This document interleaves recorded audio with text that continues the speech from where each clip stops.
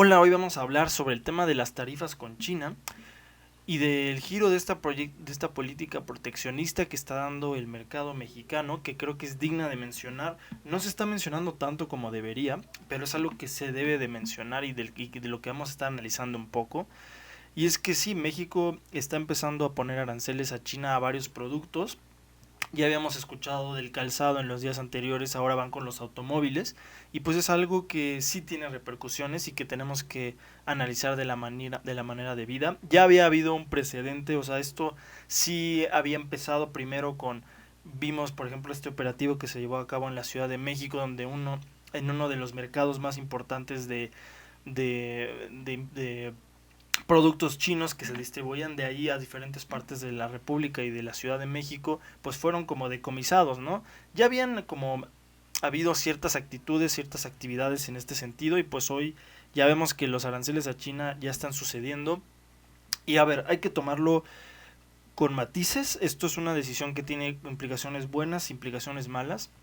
Por una parte, desde el lado de México se está dando se está sentando un precedente en el cual México está teniendo prácticas proteccionistas, conservadoras económicamente hablando, con China, ¿no? Ahora estamos viendo una política que incluso se puede asemejar mucho a lo que está haciendo el presidente Trump, pero aquí hay que entenderlo con matices. ¿Es bueno o malo? No podemos verlo así, tenemos que ver la imagen completa.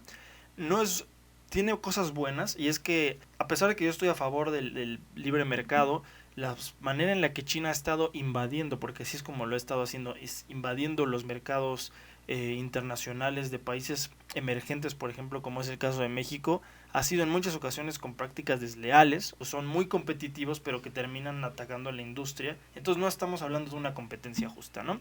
Y bueno, como prueba de esto tenemos que este año México alcanzó un déficit histórico con China. Estamos hablando de que este año el déficit se expandió en un 3.3% a 57 mil millones de dólares. ¿Y a qué me refiero con este déficit? Con este déficit me refiero a que México compra mucho más de China de lo cual China compra de nosotros. Y pues sí, obviamente esto era cuestión de tiempo. China tiene estas prácticas con muchos países del mundo. Sin embargo, también hay que tomar las cosas como son. China está perfilándose para ser la potencia económica más grande del mundo.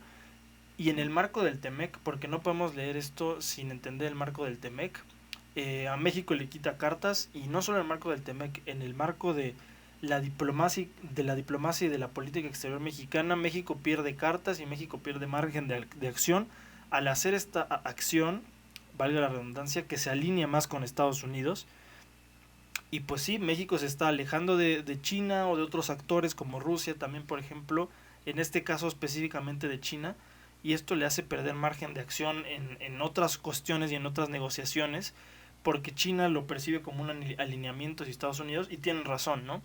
Y en este caso, económicamente, podríamos decir que es una acción beneficiosa. Sin embargo, también hay que decir que le resta cartas de negociación al gobierno mexicano en ciertos temas, y en el marco del TEMEC, que justamente esto se hace para que Estados Unidos pues se sienta satisfecho, ¿no? En el marco de la ratificación del TEMEC que se viene pronto. Sin embargo, pues también tiene este otro perfil, ¿no? En el que pues México tiene que tener cuidado. También hay una situación, hablando del sector económico, en el que pueden haber encarecimiento de ciertos precios. No voy a hablar de inflación porque eso sería alarmista y sería un poco imprudente, ¿no? Hablar de inflación por esto. Sin embargo, sí puede haber encarecimiento en ciertos sectores, ¿no? Eso es un hecho. Y bueno, algo que tampoco se tocó mucho en este tema, pero es que también se le puso aranceles a otros países de Asia, de los cuales destaca el caso de Corea del Sur. La relación de México con Corea del Sur es muy interesante. Corea del Sur lo ha dicho expresamente. México es su socio más importante en América Latina, y México también le puso aranceles a Corea del Sur. Que también México tiene un déficit con Corea del Sur. Sin embargo, aquí también hay que verlo no solo por el lado económico. Si justamente estamos hablando que en el marco del TEMEC, México hace esto para satisfacer a Estados Unidos, también se le está restando a México la oportunidad de diversificarse con otros mercados, como es justamente el coreano, que Corea del Sur también es un socio muy importante de México. Y sí, a pesar de que hay un déficit, sí se debe de analizar esta situación y no se debe poner aranceles sin ningún sentido, solo para tratar de contentar a Estados Unidos.